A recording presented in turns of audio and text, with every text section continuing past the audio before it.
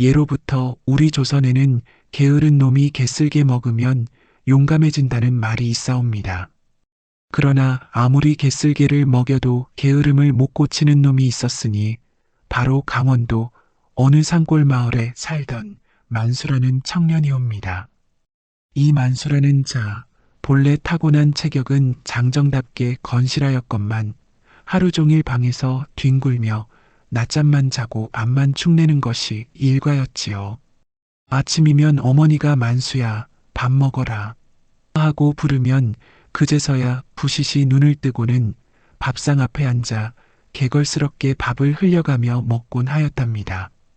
이놈아, 내가 언제까지 이렇게 놀고 먹을 작정이냐? 아버지 만드기는 볕단을 한 아름 안고 들어와서는 땀을 뻘뻘 흘리며 호통을 쳤습니다. 저 다른 집 총각들은 다 밭에서 김을 메고 있는데 너만 홀로 방에서 빈둥거리니 꼴이 무엇 같으냐? 만수는 그저 눈만 껌뻑껌뻑할 뿐 대답조차 시원치 않았지요.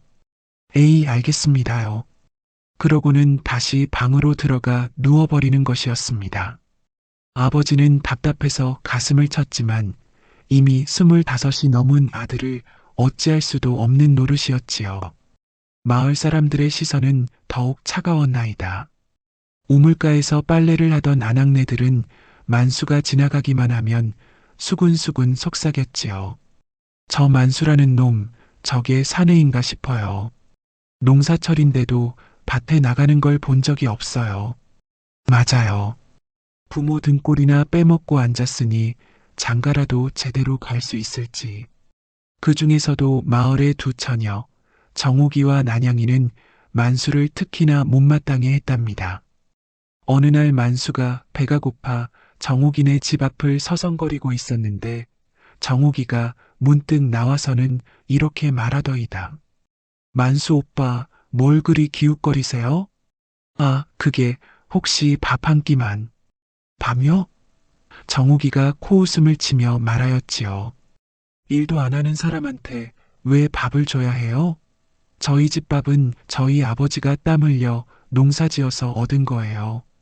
게으른 사람한테 줄 밥은 없어요. 이 소리를 들은 만수는 얼굴이 화끈거렸지만 그렇다고 화를 낼 수도 없었습니다. 사실 정옥이가 하는 말이 틀린 것도 아니었으니까요. 며칠 후에는 난양이네 집 앞에서도 비슷한 일이 벌어졌답니다. 난양아, 혹시 나 좀. 만수 오빠? 난양이가 빗자루질을 멈추고 돌아보더니 냉정하게 말하였지요. 또 얻어먹으러 오셨어요? 저는 일하는 남자가 좋아요. 게으른 남자는 싫어해요. 돌아가세요. 만수는 그야말로 창피함에 얼굴을 들 수 없었나이다. 자신이 마을에서 어떤 취급을 받고 있는지 뼈저리게 느끼게 되었지요. 그날 밤 만수는 잠을 이루지 못하고 뒤척였답니다. 정옥이와 난양이의 차가운 시선이 자꾸만 떠올랐거든요. 그리고 문득 거울을 보니 자신의 얼굴이 너무나 초라해 보였습니다. 수염은 덥수룩하고 눈에는 생기가 없었지요. 이럴 수는 없다. 만수는 주먹을 불끈 쥐었습니다. 나도 뭔가 해보겠어. 그리하여 다음 날 아침 만수는 아버지께 말씀드렸나이다. 아버지, 저 한양에 가보겠습니다. 뭐, 한양을? 만드기는 깜짝 놀라며 물었지요. 갑자기 웬 한양이냐? 저도 뭔가 해보고 싶습니다. 이대로 계속 집에서 놀고 먹을 수는 없잖아요. 아버지는 반가우면서도 걱정스러웠습니다. 게으른 아들이 갑자기 정신을 차렸다니 다행이었지만 한양이라는 곳이 만만한 곳은 아니었거든요. 그래, 하지만 한양은 어디 쉬운 곳이 아니다. 돈도 없이 어떻게 살겠느냐? 걱정 마세요. 일이라도 하면서 살겠습니다. 만수는 단호하게 말했지요. 아버지는 한숨을 쉬며 쌈짓돈 몇 냥을 주었습니다. 이것밖에 없지만 조심해서 가거라. 이튿날 새벽 만수는 작은 보따리 하나만 들고 집을 나섰나이다. 어머니는 눈물을 글썽이며 마지막까지 붙잡았지만 만수의 의지는 확고했지요. 어머니, 걱정 마세요. 꼭 성공해서 돌아오겠습니다. 만수야, 아프지 말고, 굶지 말고. 네, 알겠습니다. 산길을 따라 걸어가는 만수의 마음은 착잡했습니다. 태어나서 마을을 벗어나 본 적이 거의 없었는데 이제 아득한 한양까지 가야 한다니. 그러나 정옥이와 난양이의 차가운 시선을 생각하니 절대 돌아갈 수는 없었지요. 사흘을 걸어서 드디어 한양 성문이 보였습니다. 만수는 입을 다물 수 없었나이다. 세상에 이렇게 큰 성이. 성문을 지나 시내로 들어가니 그 번화함이란 정말 상상을 초월했지요. 기와집들이 즐비하게 늘어서 있고 장터에는 온갖 물건을 파는 상인들로 북적북적했습니다. 비단, 자기 그릇, 서적, 약재, 시골에서는 구경도 못한 것들이 가득했거든요. 와, 정말 대단해. 만수는 구경하느라 정신이 없었습니다. 그런데 1시간쯤 돌아다니니 배가 고프기 시작했지요. 아침을 못 먹고 온 터라 속이 꼬르륵거렸습니다. 뭔가 먹을 것을 보따리에서 돈을 꺼내보니 고작 몇 푼밖에 남지 않았습니다. 사흘 동안 끼니를 때우느라 거의 다 써버린 것이지요. 이걸로는 제대로 된 밥 한 그릇도 못 사겠네. 만수는 한숨을 쉬었습니다. 그때 코끝에 구수한 냄새가 풍겨왔는데 바로 주막에서 나오는 밥 냄새였지요. 아, 배고파. 만수는 주막 앞에서 한참을 망설였습니다.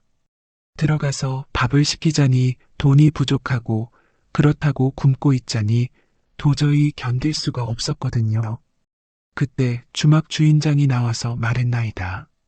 저기 젊은 양반, 뭘 그리 망설이고 계시오? 들어와서 따뜻한 밥 한 그릇 드시지 않겠소? 그게 사실 돈이. 만수는 솔직하게 털어놓았습니다. 주인장은 고개를 끄덕이더니 말했지요.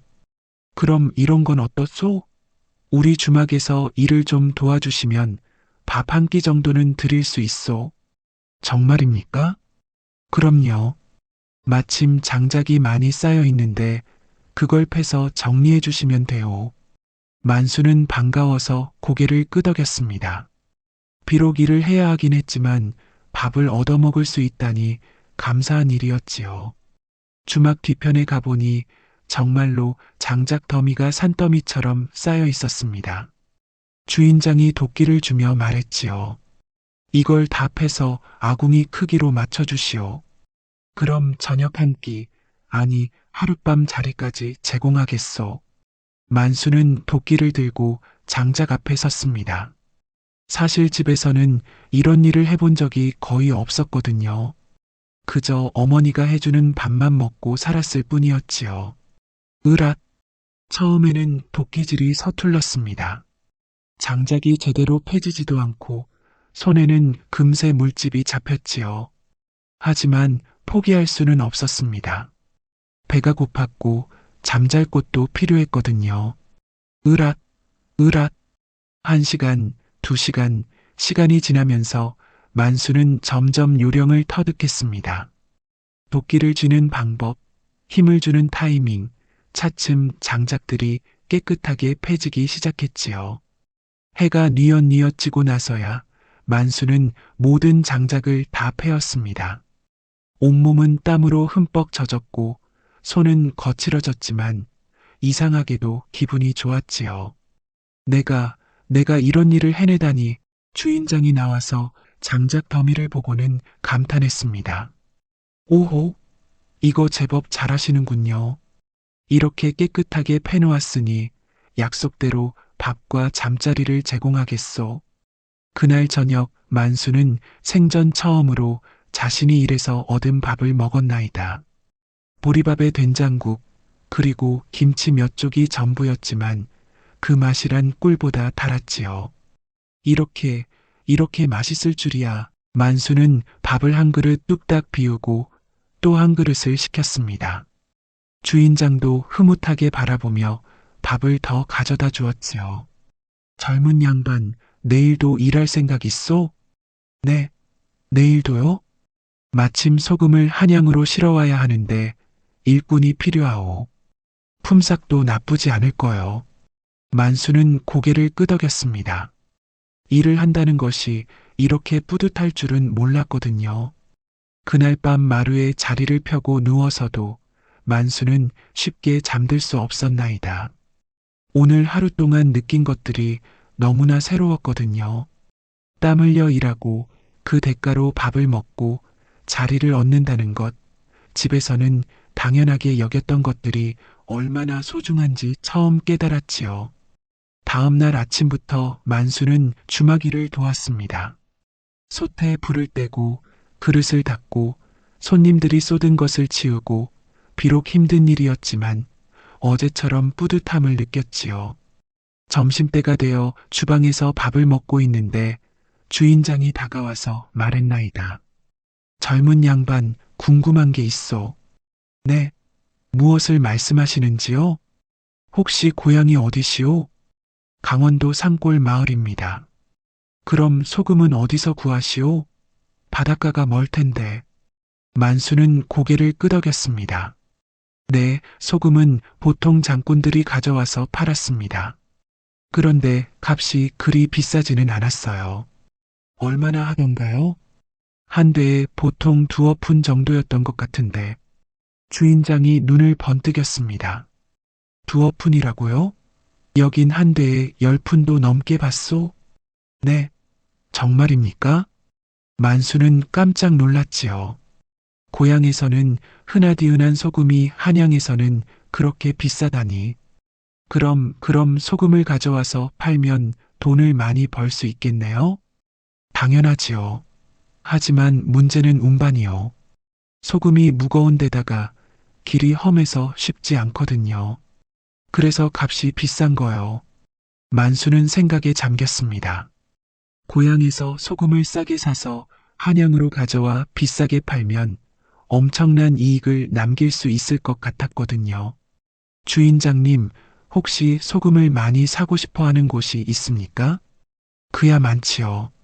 우리 주막도 그렇고 다른 주막들, 그리고 큰 상점들, 모두 싸고 좋은 소금을 구하려고 애를 쓰고 있어. 만수는 마음속으로 계획을 세우기 시작했습니다. 고향으로 돌아가서 소금을 사가지고 와서 팔면 되겠다 싶었거든요. 며칠 더 주막에서 일을 한 후 만수는 주인장께 말씀드렸나이다. 주인장님, 저 고향에 잠깐 다녀오겠습니다. 고향에요? 혹시 소금 장사 때문에? 네, 한번 해보고 싶습니다. 주인장은 고개를 끄덕이며 품삯을 건네주었지요. 이걸 종전으로 삼아서 시작해 보시오. 그리고 소금을 가져오면 우리 주막에서 다 사겠소. 걱정 말고 해보시오. 만수는 감사 인사를 드리고 다시 고향으로 향했습니다. 올 때와는 달리 마음이 한결 가벼웠지요. 뭔가 할 일이 생겼다는 희망이 있었거든요. 고향에 도착해서 부모님께 인사를 드리고는 곧바로 소금을 구하러 다녔습니다. 마을의 소금 장수를 찾아가서 물어보니 정말로 한 대에 2푼이면 살 수 있었지요. 소금을 얼마나 사실 건가요? 100대만 주세요. 100대라고요? 그걸 어디다 쓰실 건데요? 한양에 가져가서 팔 생각입니다. 소금 장수는 고개를 끄덕였습니다. 장사꾼들이 가끔 그렇게 사가곤 했거든요. 그럼 200푼입니다. 만수는 주인장에게서 받은 품삯으로 소금을 샀습니다. 지게에 지고 가기에는 너무 무거워서 마을의 짐꾼 아저씨에게 부탁해서 한양까지 운반했지요. 한양에 도착해서 주막에 소금을 가져가니 주인장이 반가워했습니다. 오, 정말 가져왔군요. 품질도 좋아 보이고 얼마에 파실 건가요? 한 대에 8푼이면 어떨까요? 좋소. 그럼 100대를 다 사겠소. 만수는 800푼을 받았습니다. 소금값과 운반비를 제외해도 400푼이 넘는 이익이 남았지요. 평생 만져보지 못한 큰돈이었습니다. 주인장님, 다음에도 가져오면 사주실 건가요? 물론이지요. 그리고 다른 주막에도 소개해 드릴게요. 이런 좋은 소금을 이 값에 살 수 있다면 모두들 좋아할 거요. 만수는 기뻤습니다. 드디어 자신만의 장사를 시작하게 되었거든요. 그 후로 만수는 한 달에 2번씩 고향을 오가며 소금 장사를 했습니다. 주인장의 소개로 거래처도 늘어갔고 한 번에 가져오는 소금의 양도 점점 많아졌지요. 반년 만에 만수는 제법 돈을 모을 수 있었나이다. 그러자 더 큰 욕심이 생겼지요.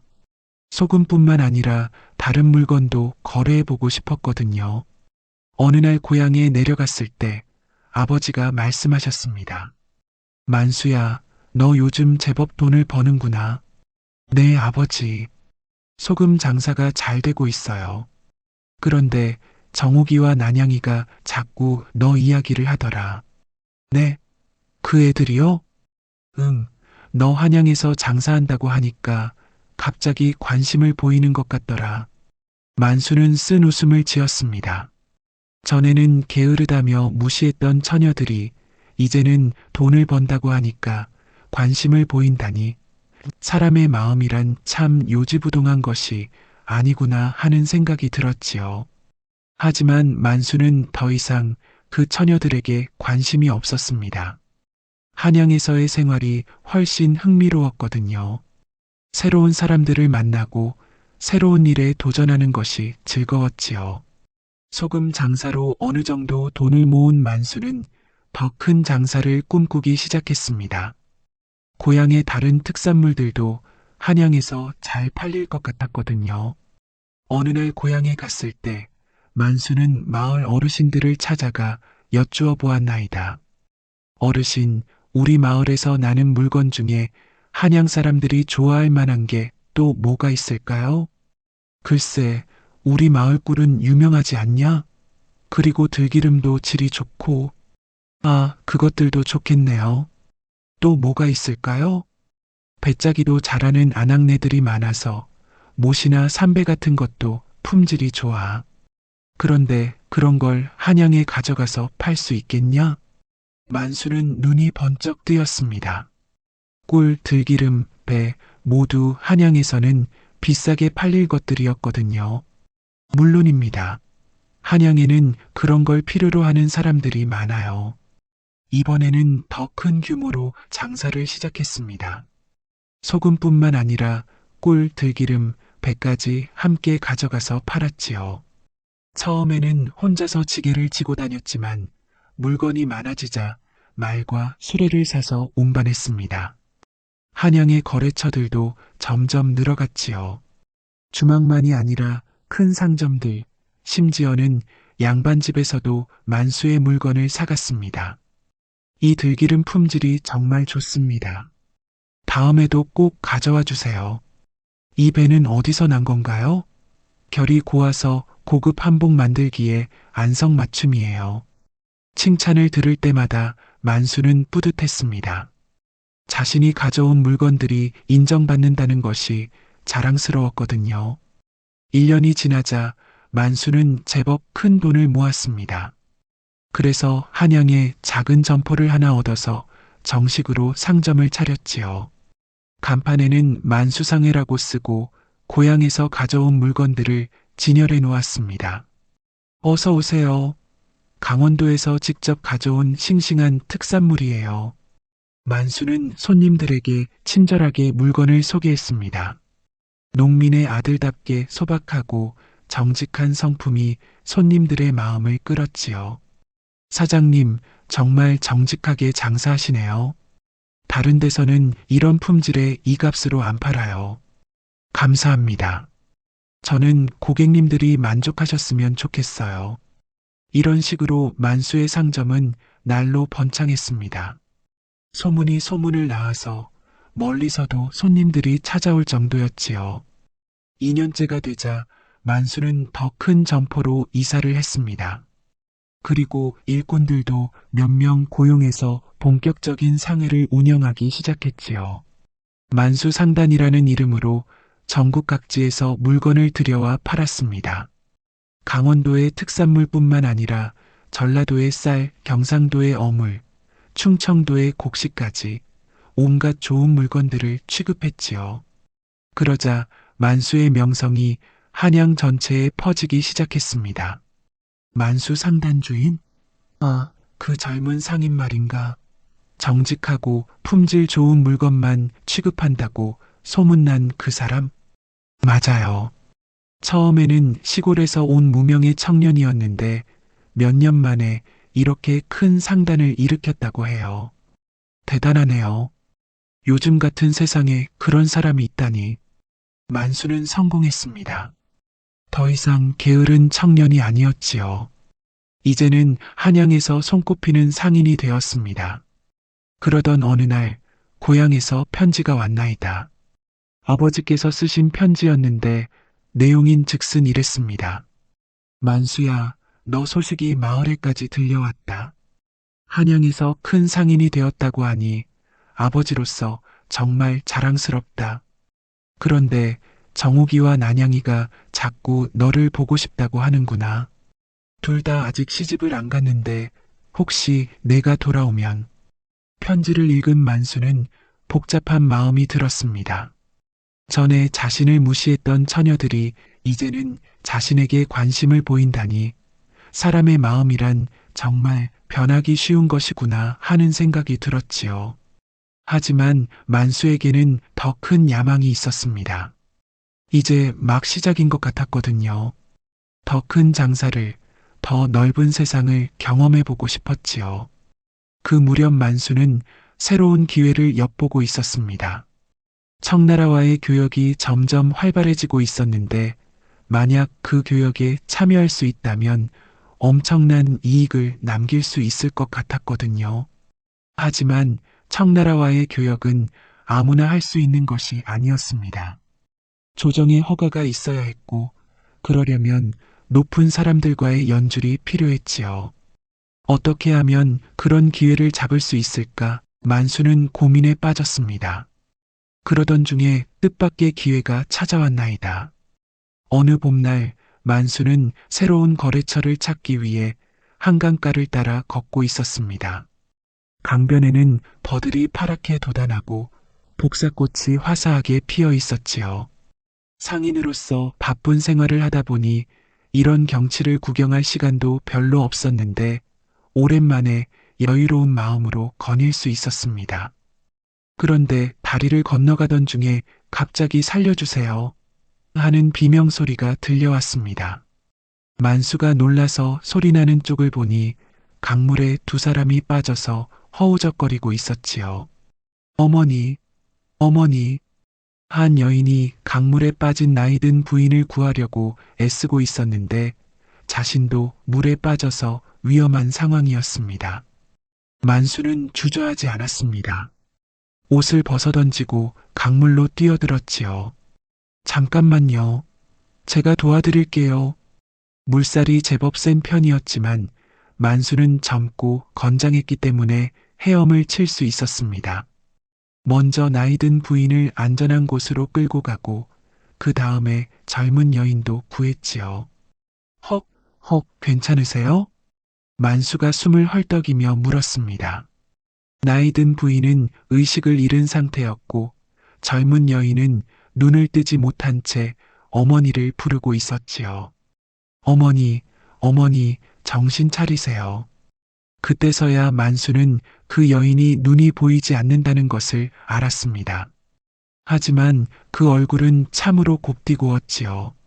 복사꽃처럼 연분홍빛이 도는 뺨과 버들잎처럼 가늘고 긴 눈썹, 비록 눈은 뜨지 못했지만 그 인상이 매우 온화하고 착해 보였습니다.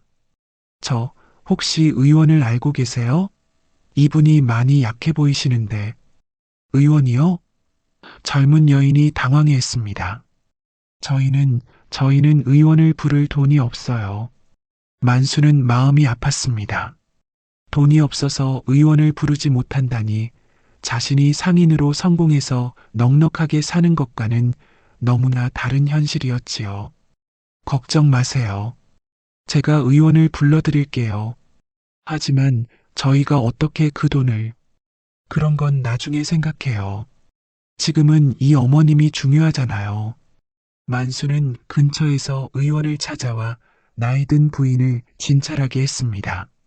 다행히 생명에는 지장이 없었지만 원래 몸이 약하신 데다가 찬물에 빠져서 더욱 쇠약해진 상태였지요.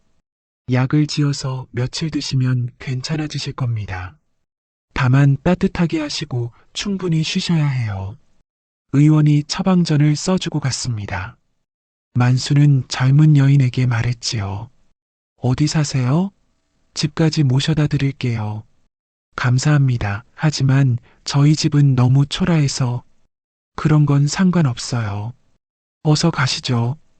젊은 여인의 안내로 그들의 집에 도착해보니 정말로 초라한 초가집이었습니다. 지붕은 군데군데 새고 마당에는 잡초가 우거져 있었지요. 하지만 집안은 비록 가난하지만 깨끗하게 정리되어 있었습니다. 어머니를 여기 눕혀주세요. 만수가 나이든 부인을 방으로 모시자 젊은 여인이 정성스럽게 이불을 덮어드렸습니다. 그 모습이 참으로 효성스러워 보였지요. 죄송합니다. 물이라도 한 그릇 대접하고 싶은데 마실 물도 제대로 없어서. 괜찮아요. 저는 만수라고 합니다. 혹시 성함은? 저는 혜련이라고 해요. 그리고 이분은 제 어머니세요. 혜련, 참으로 아름다운 이름이었습니다. 만수는 그 이름이 마음에 들었지요. 혜련 씨, 실례지만 어떻게 생활하고 계세요? 혜련은 부끄러워하며 대답했습니다. 바느질을 조금 하고 그것으로 근근히 살아가고 있어요.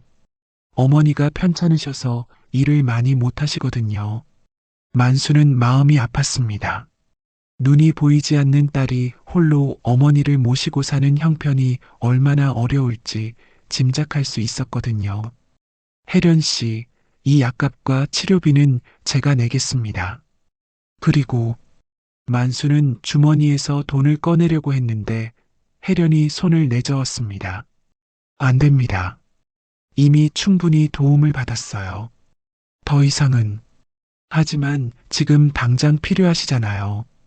그래도 모르는 분한테서 그런 도움을 받을 수는 없어요. 혜련의 자존심을 상하게 하고 싶지 않았던 만수는 다른 방법을 생각했습니다. 그럼 이런 건 어때요?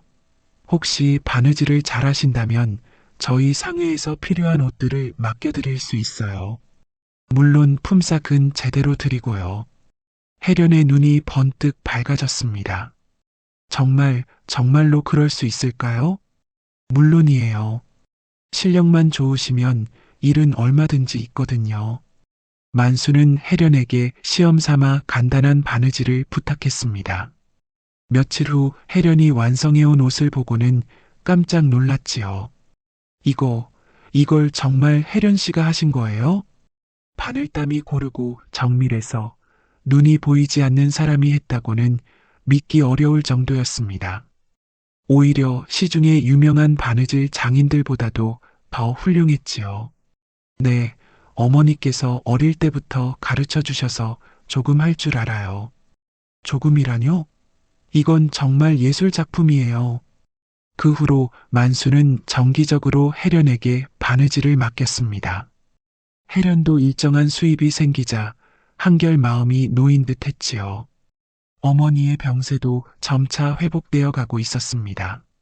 며칠에 한 번씩 일을 맡기러 가면서 만수는 혜련과 많은 이야기를 나누었습니다. 혜련 씨는 언제부터 눈이? 태어날 때부터예요. 하지만 저는 전혀 불편하지 않아요. 오히려 다른 감각들이 더 발달한 것 같아서. 혜련은 밝게 웃으며 말했지요. 자신의 장애를 비관하지 않는 그 모습이 만수에게는 매우 인상적이었습니다. 어머니가 항상 말씀하시거든요. 눈으로 보는 것보다 마음으로 보는 것이 더 중요하다고 하시면서. 정말 좋은 말씀이네요. 네, 저도 그렇게 생각해요. 사람은 겉모습보다는 마음이 중요하니까요. 그런 대화를 나누면서 만수는 점점 혜련에게 마음이 끌렸습니다.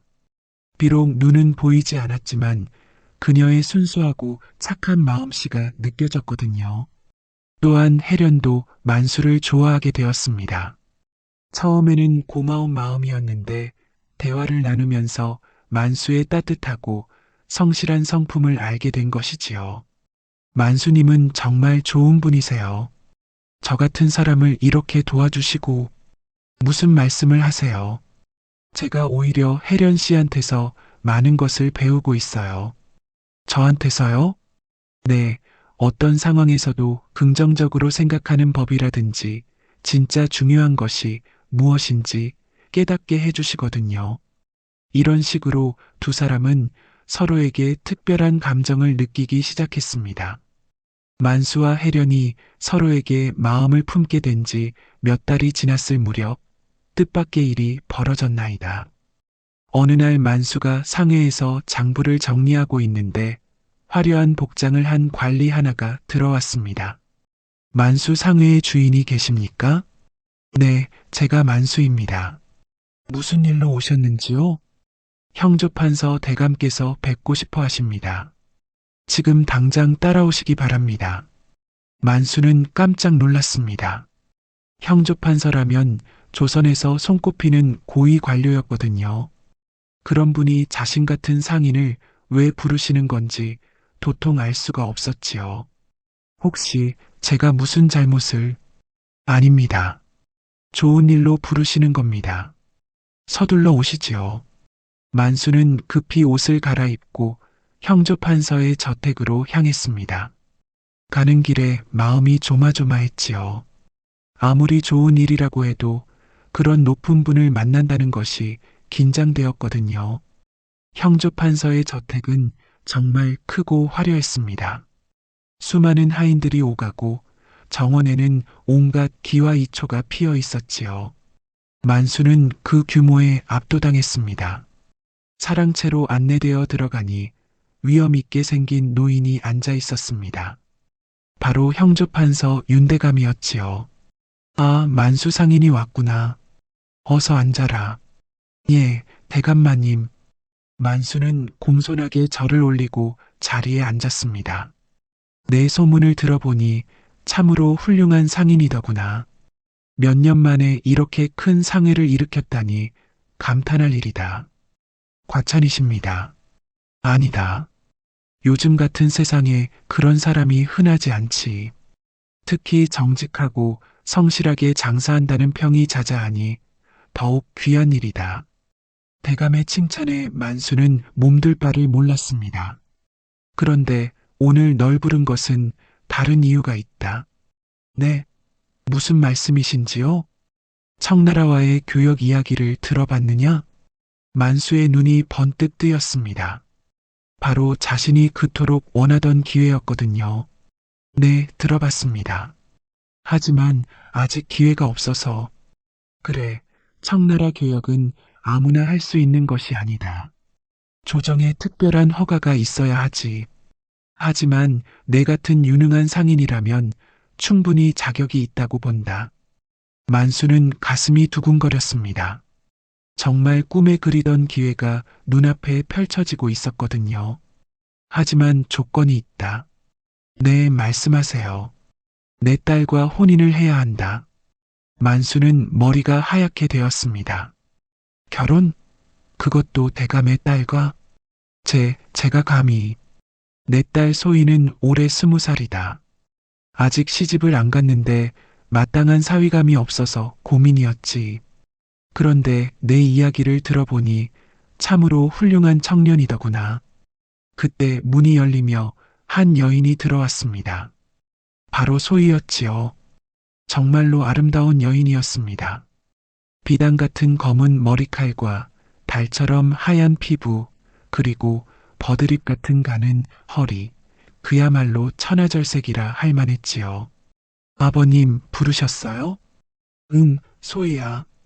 이분이 만수 상인이다.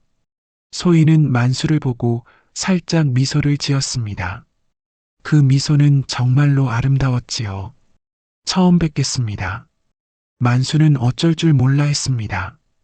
분명 아름다운 여인이었고 형조판서의 딸이라니 신분도 높았지요.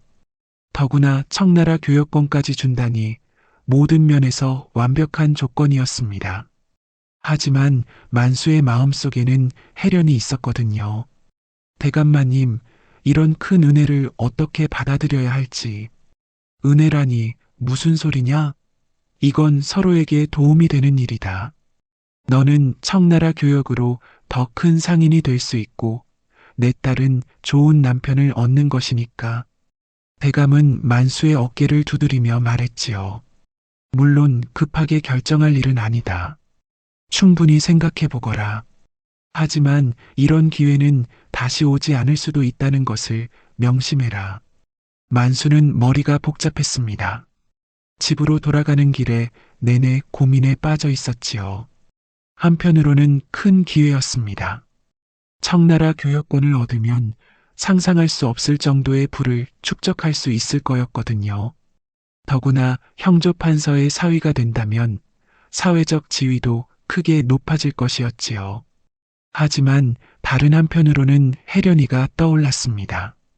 그녀의 순수하고 착한 마음, 어려운 상황에서도 굴복하지 않는 강인함, 그리고 자신을 바라보는 따뜻한 눈빛, 어떻게 해야 하지?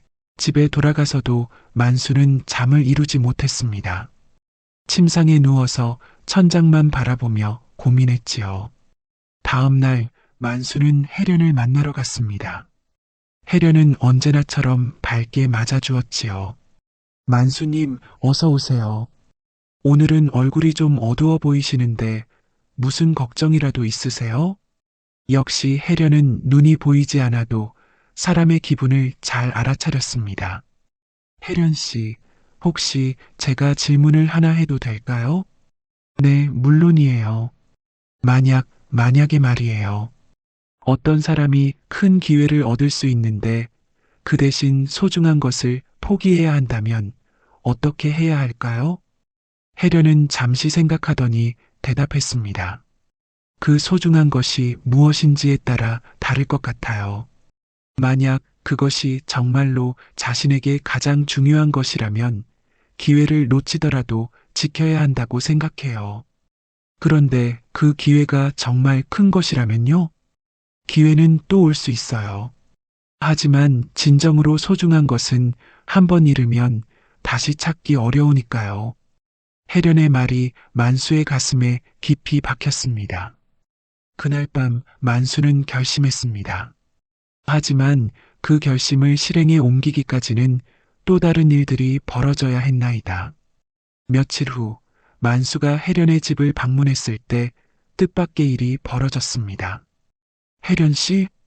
혜련 씨 계세요? 문을 두드려도 대답이 없어서 이상하게 여겨 문을 열고 들어가 보니 혜련이 방에서 끙끙거리고 있었지요. 혜련 씨, 어디 아프세요? 아, 만수님 죄송해요. 어저께 나무에서 떨어져서 다리를 다쳤어요. 만수가 자세히 보니 혜련의 오른쪽 다리가 심하게 부어 있었습니다. 어떻게 이런 일이? 의원은 불렀어요? 돈이 없어서 그냥 참고 있어요. 만수는 혜련의 모친에게 물어보았습니다. 어머님, 어떻게 된 일이세요? 우리 혜련이가 뒷산에 나물 캐러 갔다가 발을 헛디뎌서 나무에서 떨어진 거예요. 그때 다리를 다쳤는데 혜련의 어머니는 눈물을 글썽이며 말했지요. 앞도 못 보는 아이가 이제 다리까지 절개되었으니 이를 어쩌면 좋아요. 만수는 즉시 의원을 불러왔습니다. 의원이 진찰을 해보더니 심각한 표정으로 말했지요. 뼈가 부러진 건 아닙니다만 인대가 심하게 늘어났네요. 제대로 치료하지 않으면 평생 절뚝거릴 수도 있습니다. 그럼 어떻게 해야 하나요? 한 달 정도는 절대 움직이지 말고 안정을 취해야 합니다. 그리고 약도 꾸준히 발라야 하고요. 의원이 돌아간 후 만수는 혜련 곁에 앉아서 말했습니다. 혜련 씨, 걱정 마세요. 제가 다 알아서 할게요. 하지만 이런 폐를 끼칠 수는 없어요. 무슨 폐라는 말씀이세요? 우리 사이에 그런 말은 하지 마세요. 만수는 그 후로 매일 혜련의 집을 찾아가서 간병을 도왔습니다. 약을 발라주고 식사를 차려드리고 집안일까지 도왔지요. 만수님, 이러시면 안 되는데 상회 일은 어떻게요? 상회 일은 믿을 만한 사람에게 맡겨놨어요. 지금은 혜련 씨가 더 중요해요. 어느 날 저녁 혜련이 만수에게 말했습니다. 만수님, 저 같은 사람 때문에 이렇게 고생하실 필요 없어요. 무슨 소리예요? 앞도 못 보는 데다가 이제 다리까지 절게 되었잖아요. 저는 이제 정말 아무 쓸모없는 사람이 되었어요. 혜련의 목소리에 절망이 묻어났습니다. 만수는 마음이 아팠지요. 혜련 씨, 그런 말 하지 마세요. 당신이 얼마나 소중한 사람인지 모르세요? 소중하다뇨? 이런 몸으로 무엇을 할 수 있겠어요? 혜련 씨 만수가 혜련의 손을 잡았습니다. 저한테는 당신이 세상에서 가장 소중한 사람이에요. 네, 눈이 안 보이는 것도 다리를 절게 된 것도 상관없어요. 제가 당신의 눈이 되어드릴 수도 있고 당신의 다리가 되어드릴 수도 있어요. 혜련은 깜짝 놀랐습니다. 만수님, 그게 무슨 말씀이세요? 혜련 씨, 저와 결혼해 주세요. 네, 결혼이라뇨? 네, 저는 진심이에요. 당신과 평생 함께 살고 싶어요. 혜련은 눈물을 글썽였습니다. 하지만 저는 이런 몸인걸요. 그런 건 중요하지 않아요. 중요한 건 마음이에요. 혜련 씨의 착하고 순수한 마음을 저는 사랑해요. 만수님, 처음에는 그저 불쌍해서 도와드리려고 했어요. 하지만 알고 보니 제가 오히려 혜련 씨한테서 더 많은 것을 배웠어요. 진정한 삶이 무엇인지, 정말 소중한 것이 무엇인지. 만수는 진심을 담아 말했습니다. 저는 지금까지 돈을 벌고 성공하는 것만 생각하며 살았어요. 하지만 혜련 씨를 만나고 나서 깨달았어요. 사람이 살아가는 진짜 이유는 사랑하는 사람과 함께하는 거라는 거요. 혜련도 눈물을 흘리며 대답했습니다. 저도 만수님을 사랑해요.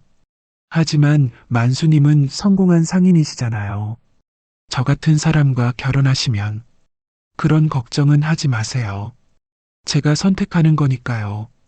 그때 혜련의 어머니가 눈물을 흘리며 말했습니다. 만수 도령, 정말 고마운 일이지만 우리 혜련이는 이런 몸이에요. 앞으로 도령에게 짐이 될 것 같아서 어머님 걱정 마세요. 저는 혜련 씨와 함께라면 어떤 어려움이라도 이겨낼 수 있어요. 만수의 진심이 전해졌는지 혜련은 마침내 고개를 끄덕였습니다. 만수님, 저 같은 사람을 받아주셔서 고마워요. 고맙기는요. 제가 더 고마워요.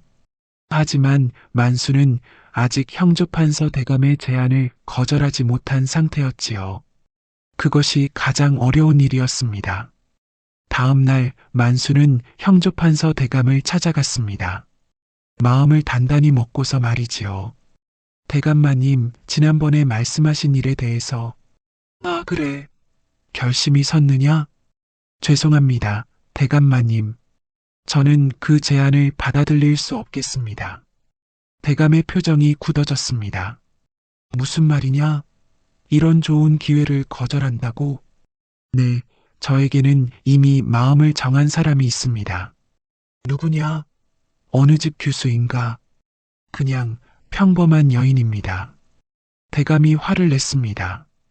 이 어리석은 놈아, 내 딸과 결혼하면 청나라 교역권까지 얻을 수 있는데 그걸 포기하겠다는 말이냐? 네, 저는 사랑이 더 중요합니다. 사랑? 사랑이 밥 먹여주느냐? 권력과 부보다 사랑이 더 중요하다고? 네, 저에게는 그렇습니다. 대감은 어이없다는 듯이 만수를 바라보았습니다. 좋다. 내가 그렇게 나온다면 할 수 없지. 하지만 후회하지 말거라. 이런 기회는 다시 오지 않을 것이다. 후회하지 않겠습니다. 만수는 고개를 숙여 인사하고 대감의 저택을 나왔습니다. 마음 한편으로는 아쉬움이 있었지만 후회는 없었지요. 만수가 형조 판서의 제안을 거절했다는 소문이 한양 전체에 퍼졌나이다. 만수 상인이 형조 판서의 사위 제안을 거절했다고? 그래, 청나라 교역범까지 포기했다더군. 왜 그랬을까? 미쳤나? 다른 여자가 있다는 소문이야. 어떤 여자가 형조 판서의 딸보다 좋다는 거야? 사람들은 만수의 선택을 이해하지 못했습니다. 하지만 만수는 개의치 않았지요. 며칠 후 만수는 정식으로 해련에게 청혼했습니다. 비록 초라한 초가집에서 치른 청혼이었지만 두 사람의 마음은 그 어느 때보다 간절했지요. 해련 씨, 저와 결혼해 주세요. 평생 당신만을 사랑하겠습니다. 만수님, 저도 평생 만수님만 바라보겠어요. 해련의 어머니도 눈물을 흘리며 축복해 주었습니다. 두 분이 이렇게 서로 사랑하시니 어머니로서 더 바랄 게 없어요. 혼례 날짜를 정하고 준비를 하는 동안 만수는 상해 일도 정리했습니다. 믿을 만한 부하들에게 경영을 맡기고 자신은 좀 더 소박한 삶을 살기로 결심했거든요. 사장님, 정말로 상해에서 손을 떼실 건가요? 완전히 손을 떼는 건 아니야. 다만 직접 관여하지는 않겠어. 너희들이 잘 해주길 바란다. 하지만 사장님께서 안 계시면 걱정 말아라. 내가 없어도 잘 돌아갈 거야. 그리고 가끔은 조언도 해줄 테니까. 만수는 상회의 수익 중 상당 부분을 가난한 사람들을 돕는 데 쓰기로 했습니다. 해령과의 만남을 통해 세상에는 도움이 필요한 사람들이 많다는 것을 깨달았거든요. 드디어 혼례 날이 되었습니다. 화려한 혼례식은 아니었지만 진심이 담긴 따뜻한 혼례였지요. 해련은 비록 눈이 보이지 않고 다리를 절었지만 그날만큼은 세상에서 가장 아름다운 신부였습니다. 하얀 한복을 입고 연지곤지를 찍은 모습이 참으로 곱더이다. 만수도 신랑 한복을 입고 의젓하게 서 있었지요.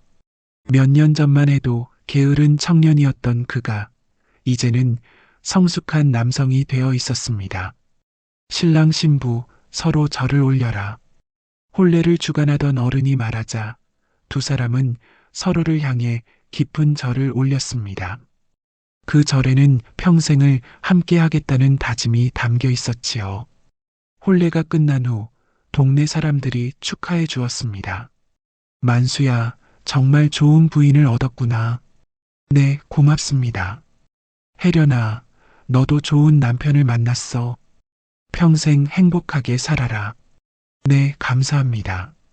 그런데 이상한 일이 벌어졌습니다.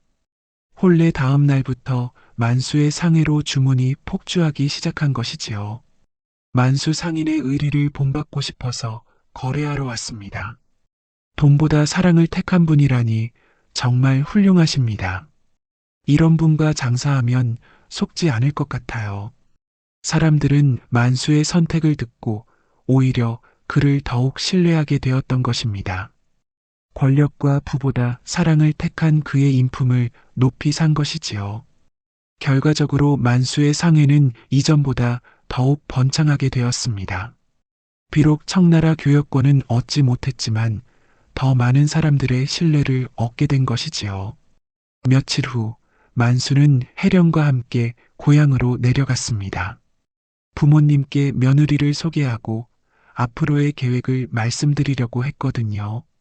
아버지, 어머니, 인사드려요. 아이고, 우리 만수가 왔구나. 그리고 이분이. 네, 제 아내 혜련입니다. 혜련은 정중하게 절을 올렸습니다. 어머님, 아버님, 처음 뵙겠습니다. 혜련이라고 합니다. 만수의 부모는 혜련을 반갑게 맞아주었습니다. 비록 눈이 보이지 않고 다리를 절긴 했지만 그 인품이 워낙 좋아서 금세 마음에 들어했지요. 아이고, 우리 며느리 참 착하게 생겼구나. 네, 어머니. 잘 부탁드립니다. 그런데 만수야, 한양에서 큰 상인이라면서 왜 고향으로 내려왔느냐? 만수는 그동안의 이야기를 차근차근 들려드렸습니다. 형조판서의 제안을 거절한 이야기, 해련과 사랑에 빠진 이야기, 그리고 앞으로는 좀 더 의미 있는 삶을 살고 싶다는 이야기까지. 그래서 상의 일은 부하들에게 맡기고 저희는 고향에서 살면서 어려운 분들을 도우며 살려고 합니다. 부모님은 아들의 선택을 기특해 하셨습니다. 잘했다, 만수야. 돈이 전부는 아니지. 사람이 살아가면서 정말 중요한 건 마음이니까. 네, 아버지. 그 후로 만수와 해련은 고향의 자리를 잡고 새로운 삶을 시작했습니다. 큰 집을 짓지는 않았지만 따뜻하고 아늑한 집에서 행복하게 살았지요. 만수는 한양에서 번 돈으로 마을의 가난한 사람들을 도왔습니다. 굶주리는 이웃에게는 쌀을 나눠주고 병든 사람에게는 약값을 대주고 아이들에게는 학비를 지원해 주었지요. 해련도 자신의 뛰어난 바느질 실력으로 마을 사람들을 도왔습니다. 비록 눈이 보이지 않았지만 그 솜씨는 정말 훌륭해서 멀리서도 사람들이 찾아왔거든요. 해련 아가씨, 이 옷 정말 잘 만들어 주셨어요. 고맙습니다. 도움이 되었다면 기뻐요. 시간이 흘러 1년이 지났을 무렵 만수와 해련 사이에는 아들이 태어났습니다. 건강하고 예쁜 아들이었지요. 여보, 우리 아들이 정말 예쁘네요. 해련이 비록 눈으로는 볼 수 없었지만 손으로 만져보며 행복해했습니다. 응, 정말 예뻐. 누구를 닮았을까? 당연히 아빠를 닮았겠지요. 잘생겼을 거예요. 두 사람은 행복한 웃음을 지었습니다. 아들이 태어나고 몇 달 후 뜻밖의 손님이 찾아왔습니다. 바로 형조판서 윤대감이었지요. 만수야, 잘 있었느냐? 만수는 깜짝 놀라며 맞이했습니다. 대감마님, 어떻게 이런 곳까지? 내가 어떻게 사는지 궁금해서 왔다.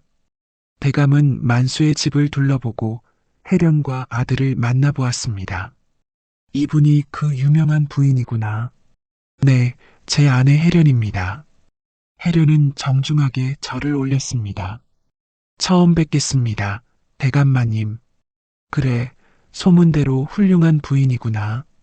대감은 마을을 둘러보고 만수가 어떻게 사람들을 도우며 사는지도 보았습니다. 그리고는 감탄했지요. 만수야, 내가 정말 현명한 선택을 했구나. 네, 처음에는 내가 미쳤다고 생각했다. 하지만 이렇게 보니 내가 진정한 부자구나. 무슨 말씀이신지요? 돈과 권력은 언젠가 사라질 수 있다. 하지만 사랑과 신뢰, 그리고 사람들의 존경은 영원하지. 너는 그런 것들을 얻었어. 대감은 만수의 어깨를 두드리며 말했습니다. 그리고 하나 더. 청나라 교역권 이야기 있지 않냐? 네. 너 같은 인품을 가진 사람이라면 언제든지 추천해 줄 수 있다. 원한다면 말해라. 감사합니다, 대감마님. 하지만 지금의 삶이 만족스럽습니다. 그래, 그것도 좋은 선택이다. 대감이 돌아간 후 만수는 해련에게 말했습니다. 여보, 우리 정말 잘 살고 있는 것 같아요. 네, 저도 그래요. 이보다 더 행복할 수는 없을 것 같아요. 그로부터 몇 년이 더 흘렀습니다. 만수와 해련은 아들을 훌륭하게 키우며 행복한 삶을 살았지요.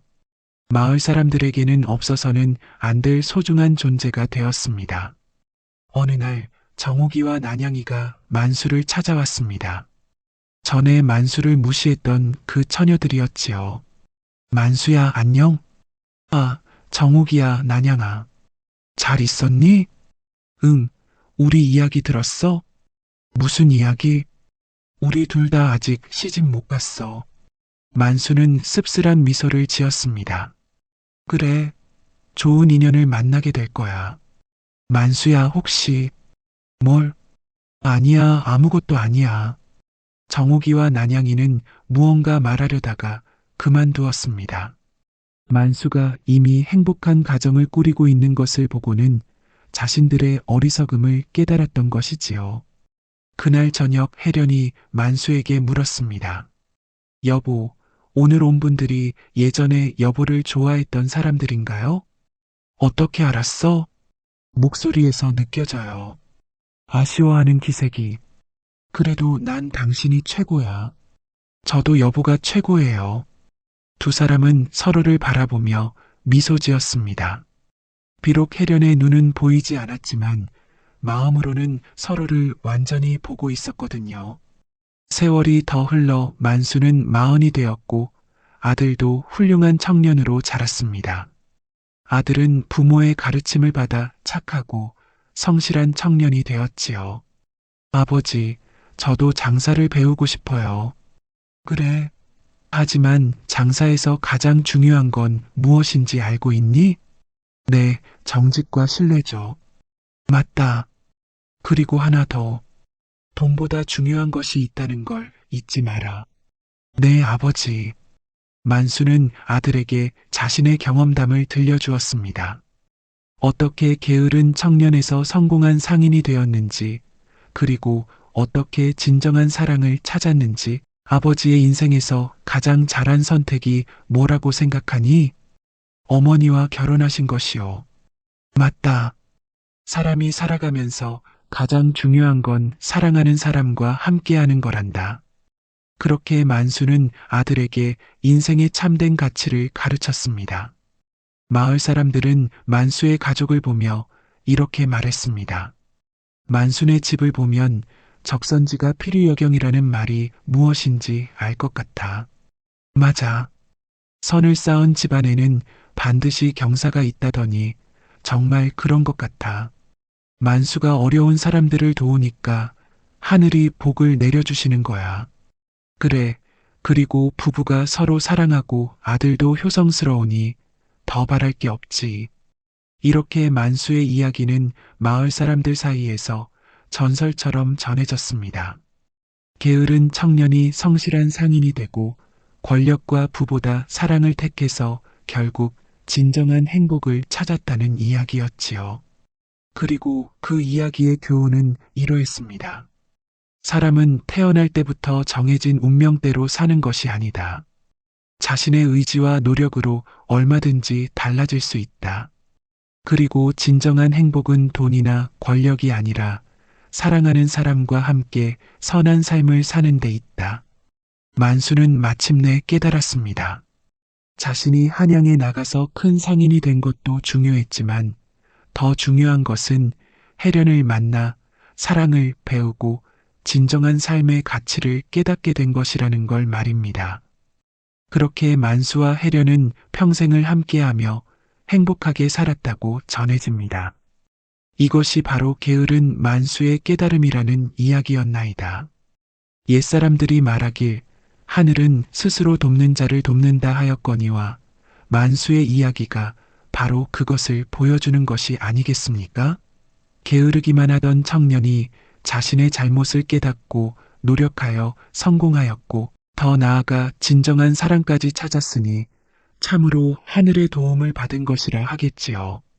그리고 무엇보다 중요한 것은 만수가 큰 부와 권력의 유혹을 뿌리치고 사랑을 택했다는 점입니다. 이것이야말로 진정한 지혜가 아니겠습니까? 여러분들도 살아가시면서 만수처럼 선택의 기로에 서게 될 때가 있을 것입니다. 그때 이 이야기를 기억하시길 바랍니다. 눈앞의 이익보다는 진정한 가치를, 겉으로 드러나는 것보다는 마음을 택하시길, 그것이 바로 우리 조상들이 전하고 싶어 했던 삶의 지혜가 아니겠습니까? 적선지가 필요여경이라 하였으니 선을 쌓고 사는 사람에게는 반드시 좋은 일이 찾아온다는 것을 만수의 이야기가 잘 보여주고 있지 않습니까? 이상으로 게으른 만수의 깨달음 이야기를 마치옵니다.